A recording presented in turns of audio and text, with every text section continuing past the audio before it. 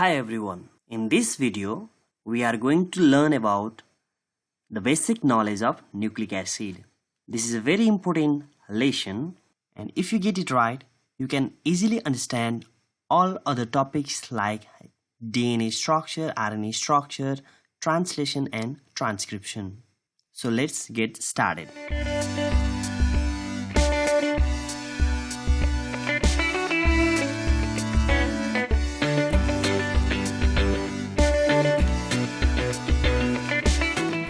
So what is nucleic acid? Nucleic acids are the biopolymers which are found in every living organism. They are known as biopolymers because they are formed from numerous monomers known as nucleotides. Nucleotides are like building blocks which are connected in a linear fashion to form a nucleic acid. Nucleic acid was discovered by Friedrich Mischer, who was a Swiss physician, and he discovered the nucleic acid in 1869. So we can summarize the definition of the nucleic acid as it is a macromolecule that consists of number of nucleotides. Since it contains the number of nucleotides, it is also referred as polynucleotide. Talking about the types of nucleic acids, there are two types of nucleic acids. It is RNA and DNA. The ribonucleic acid and deoxyribonucleic acid. So let us learn about the component of nucleotides. A nucleotide contains one molecule of sugar, one molecule of phosphoric acid and a molecule of nitrogenous base, which are connected by distinct bond to form a nucleotide. The combination of phosphoric acid, sugar and nitrogenous base is known as nucleotide. However, the combination of the sugar and nitrogenous base is known as nucleoside. So please student, keep this in mind. Now we'll discuss about the sugar. The sugar present in nucleic acids is a pentose sugar. It means it contains 5 carbon atoms. The sugar molecule is connected to a nitrogenous base by the carbon atom which is situated in 1', whereas it is connected to the phosphoric acid by the carbon number 5. And talking about the types of sugar, there are two types of sugar which is present in the nucleic acid, and it is ribose sugar and deoxyribose sugar. The only difference between the ribose and deoxyribose sugar lies in the carbon number 2. The ribose sugar contains one extra hydroxyl group in the second carbon, whereas that is missing in the deoxyribose.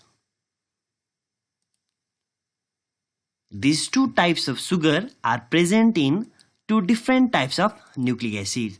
The ribose sugar is present in ribonucleic acids, that is the RNA, and the prefix ribo comes from the ribose sugar, whereas the deoxyribose sugar is found in deoxyribonucleic acids, that is the DNA, and the prefix deoxyribo comes from the deoxyribose sugar. Now we'll discuss about the nitrogenous base. The nitrogenous bases are nitrogen containing organic cyclic or ring compound. And there are two types of, or you can say two categories of nitrogenous bases. They are pyrimidines and purines. Each pyrimidine molecule is formed of one ring only. The ring is hexagonal and heterocyclic. It is formed of 4 carbon and 2 nitrogen atoms. Whereas the purines are 2 ringed nitrogenous compound. Each purine molecule is dicyclic. It means it is formed of 2 rings, which is formed of 9 atoms. There is one pyrimidine ring of 6 atoms and an imidazole ring. This is the pyrimidine ring, whereas this is the imidazole ring. There are three types of pyrimidines. They are cytosine, thymine, and uracil. The difference between thymine and uracil lies on the fifth carbon. The thymine contains an extra methyl group in the fifth carbon, whereas the uracil lacks that. There are two types of purines which are present in nucleic acids. They are adenine and guanine. And in RNA, there are only four types of nitrogenous bases which are present. They are cytosine, guanine, adenine, and uracil. Whereas in DNA, they are cytosine, guanine, adenine, and thymine. The RNA lacks the thymine, whereas the DNA lacks the uracil. The nitrogenous base is connected to the 1' carbon atom of the pentose sugar by forming the glycosidic bond. So you may see a little dash-like sign over the number of the carbon atom in the sugar.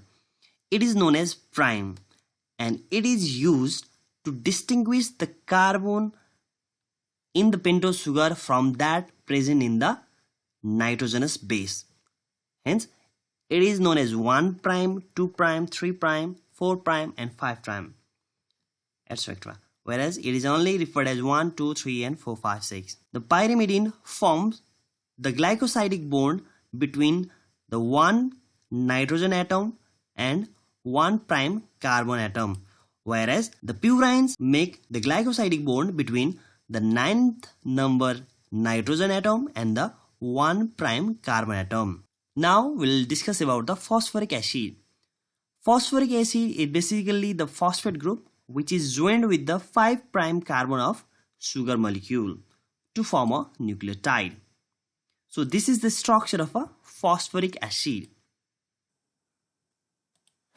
This diagram describes about the connection and linkage of the phosphate group and the sugar molecules. The phosphate group is linked with a sugar molecule at the 5' carbon atom to form a nucleotide, whereas it is connected to the nucleotide adjacent to it, forming another linkage with the carbon atom in the 3' end. This linkage is termed as phosphate ester linkage, and since there are two bonds or two phosphate ester linkages, this figure describes you the basic foundation of the nucleic acid.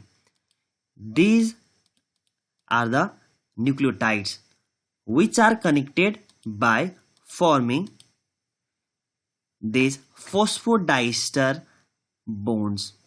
These are the phosphodiester bonds which connects this nucleotide to the another nucleotide, hence forming a chain of nucleotides, or you can say polynucleotide, that is the nucleic acid.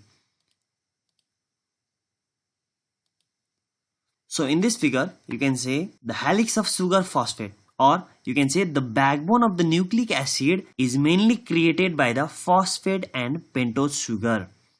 These colorful poles-like structure are defined as nitrogenous base, whereas these structure are the main structure which built the nucleic acid, and they are mainly formed from these phosphate and pentose sugar. Hence, these are also known as the backbones of the nucleic acids.